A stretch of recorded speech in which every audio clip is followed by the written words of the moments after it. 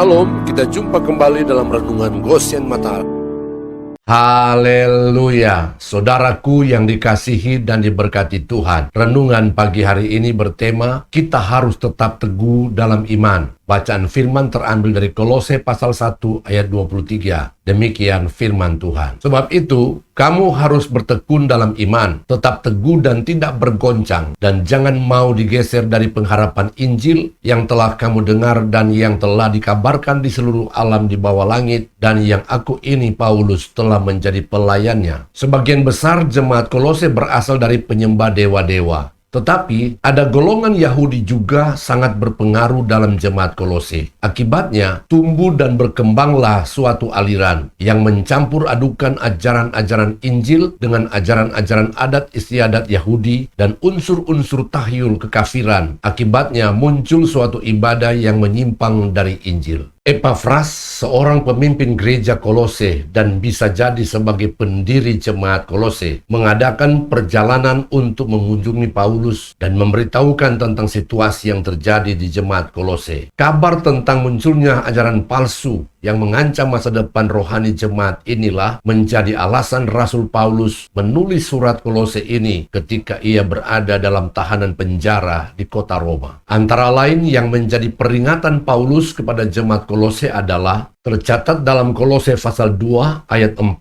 ayat 8, ayat 16, dan ayat 18. Hal ini kukatakan supaya jangan ada yang memperdayakan kamu dengan kata-kata yang indah. Hati-hatilah supaya jangan ada yang menawan kamu dengan filsafatnya yang kosong dan palsu menurut ajaran turun-temurun dan roh-roh dunia, tetapi tidak menurut Kristus. Karena itu, janganlah kamu biarkan orang menghukum kamu mengenai makanan dan minuman, atau mengenai hari raya, bulan baru, ataupun hari Sabat. Janganlah kamu biarkan kemenanganmu digagalkan oleh orang yang pura-pura merendahkan diri dan beribadah kepada malaikat, serta berkanjang pada penglihatan-penglihatan, dan tanpa alasan membesar-besarkan diri oleh pikirannya yang duniawi. Rasul Paulus mau mengingatkan dan menegaskan kepada jemaat Kolose bahwa dahulu mereka telah mati oleh sebab segala dosa dan pelanggaran mereka, dan karena tidak disunat secara lahiriah. Tetapi karena mereka telah menerima Yesus Kristus dan diampuni dari segala dosa, maka mereka telah dihidupkan kembali oleh kematian dan kebangkitan Yesus Kristus. Karena itulah Rasul Paulus mengingatkan mereka juga supaya tetap di dalam Yesus, berakar di dalam Dia, dibangun di dalam Dia, dan tetap teguh dalam iman. Kolose pasal 2 ayat 6 dan 7. Kamu telah menerima Kristus Yesus, Tuhan kita. Karena itu, hendaklah hidupmu tetap di dalam Dia. Hendaklah kamu berakar di dalam Dia